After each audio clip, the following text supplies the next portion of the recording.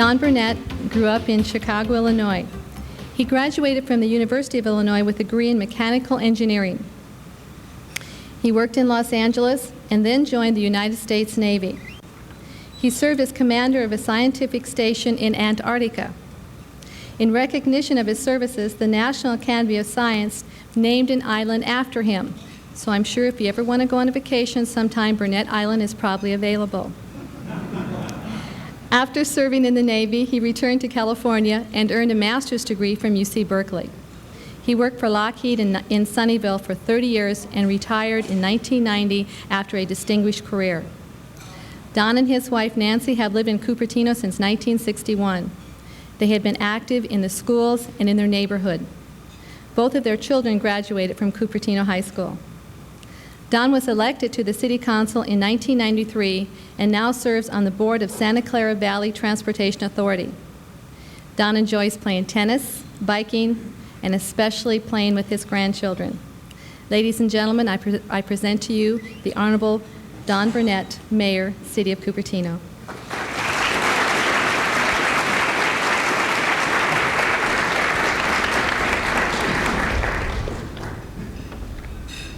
Thank you, Donna. Thank you all for coming, and thanks to the Chamber for making this possible. And thanks to the Cupertino Junior High Jazz Band for entertaining us before our meal. Music takes me back about 50 years to when I was about that age myself. It's really fun to hear. Today there's a lot of emphasis on individuals and their rights. Talk today, a little different emphasis. Rights are important, but we also have community rights and community needs. And we need to always keep this in mind when we're concerned about our individual rights. We're social creatures, and we need to work together to be happy. Our responsibilities are certainly as important as our freedoms to have a democracy which works. Similarly, we have a lot of diversity in this community. It's important to appreciate and enjoy diversity rather than fear it. But it's also important to emphasize the things that we all have in common. We all want opportunity for our children. We all want a pleasant environment and a safe environment in which to live and to pursue our interests. Cities are for people. Cupertino is and will be a collective result of all of us working together. We have a wonderful city in one of the world's most blessed areas. We have much for which to be thankful. Cupertino today is a product of a team effort covering all of the years of the city's existence and the efforts of many people. I think we all want to work to continue that tradition and make Cupertino an even better place to be. Some special credit is in order. The bedrock of our city government is our staff. We politicians come and go, but the staff endures. They provide the glue that allows us to function together as a community. And one of the great pleasures of my serving the community has been the dedication, creativity, and professionalism of working with the people on our staff. What I'd like to do now is go through a state of the city, and I'm going to use the projector here, and we'll move on.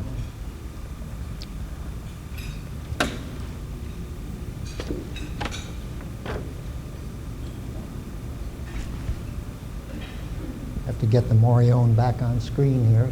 Don't cut off the top of his head.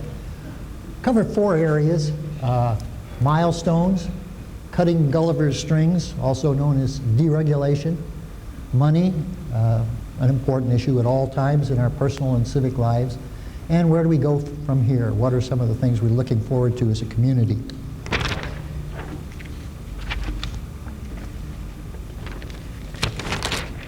The past few years have seen a lot of milestones in Cupertino. Tremendous increase in recreational and park facilities beginning before I took office. More recently, some of the things that have happened in the city. The diocese development plan, which we approved last fall. The heart of the city, we approved the concept of that plan a short time ago, and the staff is moving forward toward developing it. Railroad crossings. Want to make sure everybody recognizes the Southern Pacific isn't paying to fix those crossings. We are. In a fair world, the railroad would pay to fix them, but we have to do that, and we've got them fixed, and they're going to be safe for as long as I'm around, I suspect. Smoking ordinance enacted a couple of years ago. Smoking is the biggest single health hazard we have in our society right now, and I think that's been a big step in making our community healthier.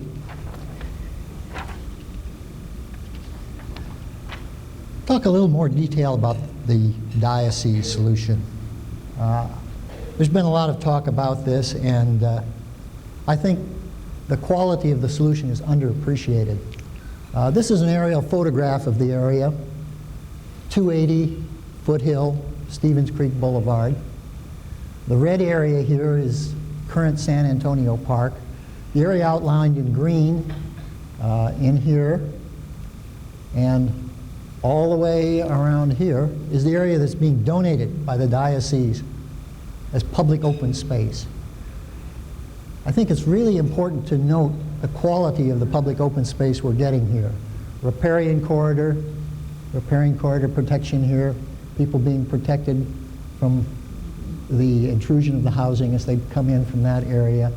The historic knoll, the frog area up here. This knoll here is the most visible part from the down in the valley, and it also shields the areas where the housing is being developed from sight, so that it's very unobtrusive. It'd be hard to pick a better way to develop that land, in my opinion. There would be 178 housing units up there. All the environmental statements have shown that the effect of that 178 houses and the families that live in them is going to have a small environmental impact, and there's a tremendous gain, I believe, in the quality of habitat that we're going to have up there. The cattle are gone. The frogs don't have to contend with the cattle at their little watering hole there. And I, for one, am grateful, and I think people will be grateful for years for the public spiritedness of the diocese in making us that offer.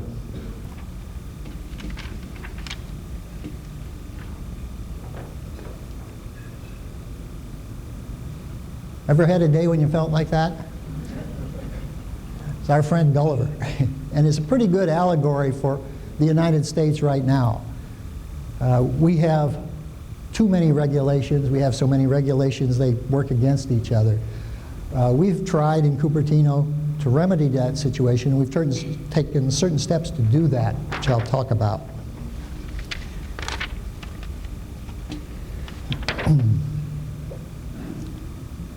Permit streamlining. Our permit people were among the leaders in streamlining the permitting process so that people can come in and quickly get their business done, to set up a business in Cupertino, to build something in Cupertino. The devolution of decisions, basically what this big word means is that now more decisions are being made by the Director of Community Development, and more decisions are being made by the Planning Commission as opposed to the Council. What this means to somebody who wants to get something done is that time and effort is taken off of accomplishing what they want to accomplish. It can be accomplished at a lower level. There's really no loss in protection because when Bob Cowan makes a decision, a packet describing that decision is sent to all the council members, and we have the opportunity to review that, and if we see any problems, we appeal it, and it goes through the regular process. So we speeded things up without really losing anything in terms of protection. A uniform building code recently adopted, again, the leadership of our staff, working with the rest of the people in the county. The whole county now essentially has the same building code, so developers don't have to learn new techniques of what they have to do every time they cross one of the city borders that go like a maze through our valley. Recently, a new commercial ordinance. Before the passage of that ordinance, it was illegal to have a plumbing shop in Cupertino. Well, we decided that was pretty arbitrary, and so the new ordinance is aimed at protecting the interests of people who live adjacent to businesses while allowing businesses to flourish pretty much not depending on what their name is, but what they do, what their impacts are. You don't really want to have a tire shop next door to an outdoor restaurant, but you do want to be able to allow all the businesses to do business that can do it without undue harm for the neighbors.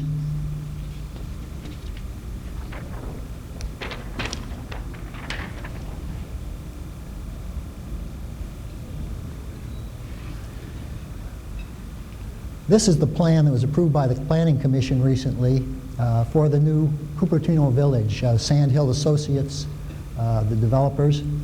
And I was pleased to see this. They managed to brighten up the facility and I think make it a more prosperous part of our community without destroying its basic character. It's still a garden-type open facility.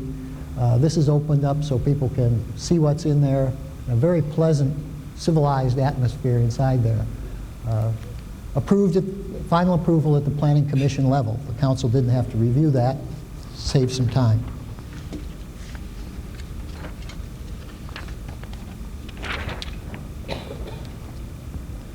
New business in Cupertino.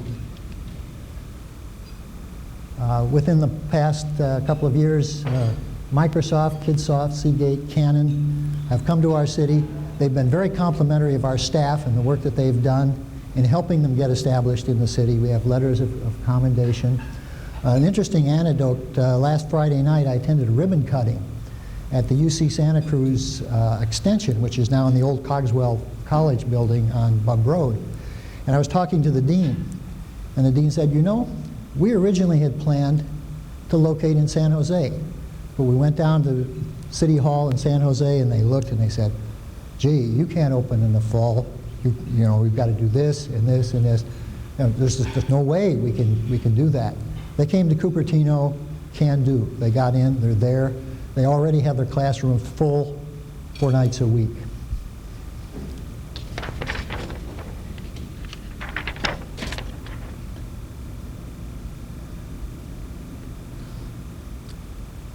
It's been a pretty good year for people moving into Cupertino. This is too small to read. There won't be a quiz. The important numbers I'll read here. This is R&D and office space, vacancy rates at 195 and 196 from an overall value of 11% here down to 3.89%, more than the cut in half. When you get down to that low an occupancy level, you're pretty close to a normal turnover that you would expect to get in something like that. So right now, if someone had a business and wanted to come to Cupertino, if it were bigger than 225,000 square feet that it required, we'd have to put in a new building for them.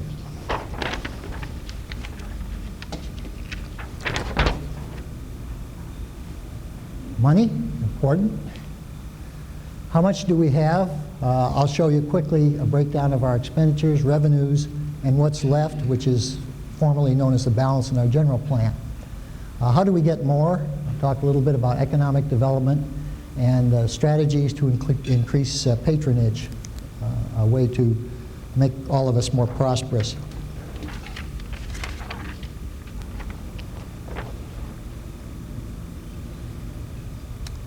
Quickly, our general fund expenditures. This is basically the debt service we pay for the money we borrowed for so many of the amenities we have. Public Works Department, law enforcement, that's the sheriff's share right there.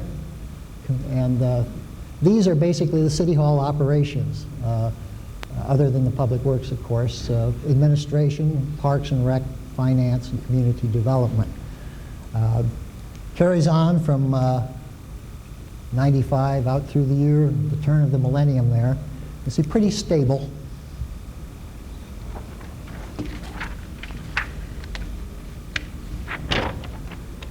Revenues, how do we get the money it takes to do all of those things?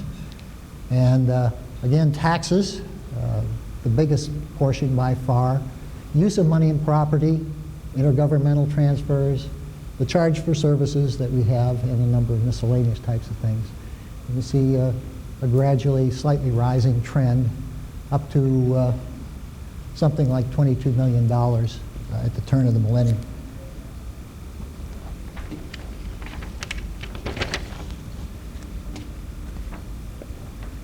Taxes, a little further breakdown. Sales tax, really the backbone of our tax revenues. Property tax, utility tax, other taxes, and our franchise fees. So you can see the gradual rise also coming out to the end of the chart.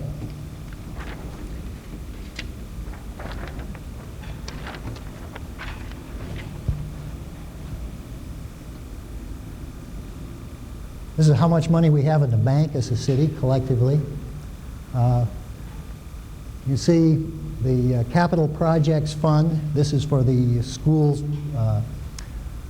playing fields, the parks that we've been acquiring and building over the past few years. That effort is finally winding down.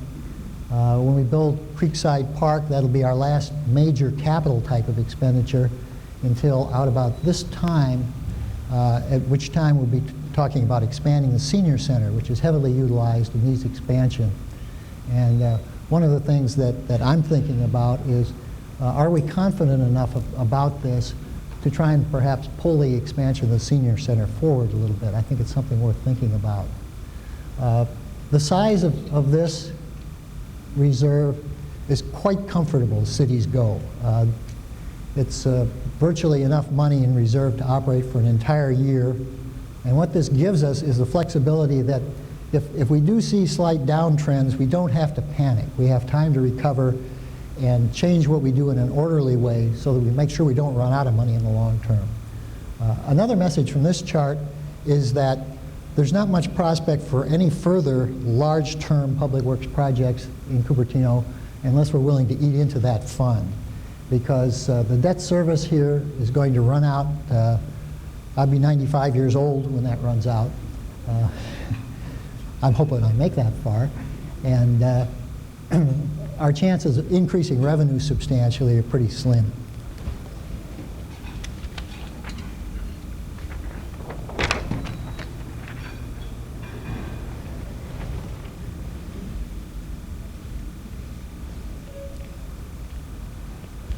How can we bring more money into the community? And that's not just talking about the city, but also the businesses which are here. The council has recently worked with the chamber, and we're planning on having in February a meeting, economic development meeting with the community, trying to bring in all segments of the community to talk about what might be done in terms of further development within Cupertino. I personally feel that among the things we can do, this would be a high priority. Attract retail complementary to existing companies. Also, certainly a new hotel would be a real asset to the community as well. The idea, in my mind here, is that we work toward filling in our services and retail base so that not only do we bring in businesses that don't compete with existing businesses if possible, but by having a more complete package of things available in Cupertino, we get people to shop here, and once they find they can get most of their things here, there's more of an inclination for them to shop here. Another kind of a personal cause of mine, a little blatant sales pitch here, is create a more beautiful, pleasant community in which to shop. I personally feel that our Stevens Creek plan, which we've recently set the staff to work on the final stages of, is going to be very good for the business community. The landscaping that is being required is the type that I think will enhance the visibility of businesses. It's basically a low and high type of landscaping. Provides a nice visual corridor, draws your eye in toward the businesses that are in the shopping center. It makes the city more beautiful, more attractive. There'll be sidewalks for people to walk in. And the landscaping that we're encouraging in parking lots is basically a canopy. A lot of advantages in that. One, aside from global warming, there's something called urban warming. And there's no question in scientists' mind that that occurs. And when you urbanize an area, the temperatures, the air temperatures measured in the area can go up 5 to 10 degrees Fahrenheit. And you do that because trees and foliage are so good at reflecting infrared energy back into the atmosphere. So you create a cooler environment, and particularly, I suspect all of you have had the experience of getting into a car that's been sitting out in the hot sun. It's about 150 degrees in there. You can park in the shade, a lot happier experience. You can come to Cupertino. You can have a pleasant shopping experience.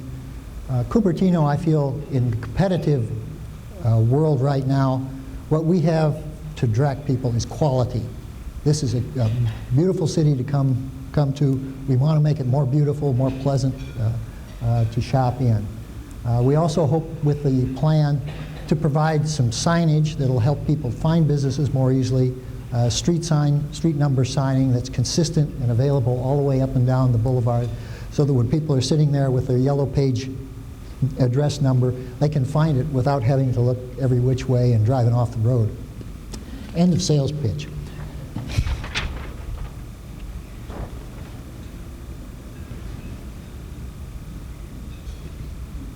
Where do we go from here? Well, I guess kind of following on here with my user-friendly city, I think it's very important. It depends, well, it drives how people feel about their city and about their community. The landscaping and the way it's laid out, and the accommodation it makes for the needs of people like pedestrians, rollerbladers, bicyclists. We have some things to fill out yet in doing that. I'd certainly like to see the bike lanes put through on Stevens Creek Boulevard so that you can go safely all the way through the city, and on De Anza Boulevard. My personal belief is when you do this, you don't slow cars down in any significant way, but the whole atmosphere on the street gradually changes for the better as you have more bike traffic. I don't think it's any accident that the cities in the country that are always rated tops in its places to live are all places that have given a lot of attention to the needs of pedestrians and bicyclists. Youth involvement. I think now that some of the major problems of the city, or not so much problems, but issues, have been dealt with, I hope we have more time in the city to try and reach out better and more involve our youth in the adult world, in the activities of the city, so that they can come in. Don Brown and I met with the manufacturers group yesterday, and they're very concerned as well, and they're anxious to open up their businesses so that young people can come in sort of almost an apprenticeship into their businesses, so that they get tied into the adult world, and perhaps we can draw our young people in and perhaps subdue some of the alienation that so many of them seem to feel these days. I have a few more charts left on land use. Talk about goal setting. The council each year has a goal setting session, and this year it's toward the end of February. And I give you that as kind of a warning, if you want to, or a notice. If you want to talk to any of us on the council about things that you think are important, particularly for Cupertino, call us in the next couple of weeks and talk to us.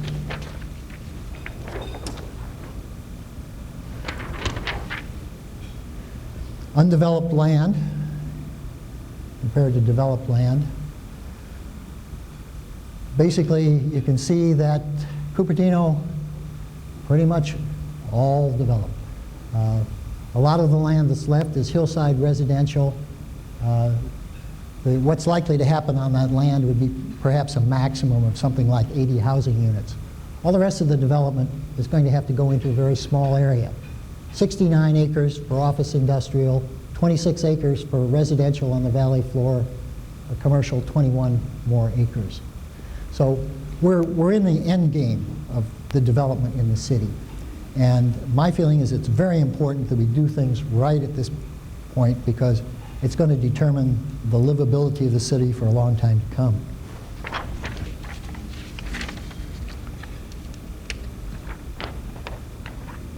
Residential units, this is really a reflection of what's in the general plan. Right now, 17,460 housing units in the city. 356 have been built since 1990, and we have approved but not built yet 678 units, and that leaves us with 1,550 units to go to try and fit in somewhere to meet the requirements of our general plan. A quick breakdown here of the various places where the units will go from that 678 unit. Then if you can't see any of these numbers, they're all available, and I'll try and tell you the highlights, because I just really want to give you an impression of where we stand and where we might go. Commercial growth, plot over the past 5 years, not very much, 27,000 square feet. Fair amount approved but not built. Swenson's at the Stevens Creek and Tantau, 4,000 square feet. Crossroads, 22,000. Valco has the 535,000. Boulevard Center, 5, and Cali Brothers, 21.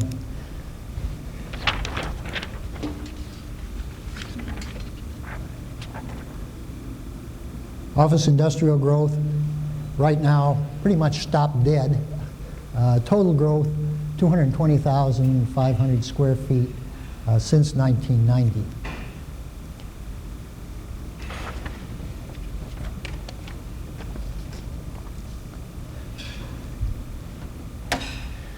Maybe a little bit more than you wanted to know about Cupertino, but I told it to you fast anyhow, so try and get through it.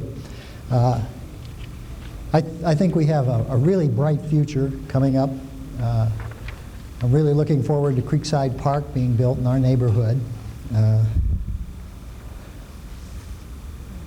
I don't have all the answers. Nobody has all the answers. Some days I get up and I don't think I have any of the answers at all, let me tell you.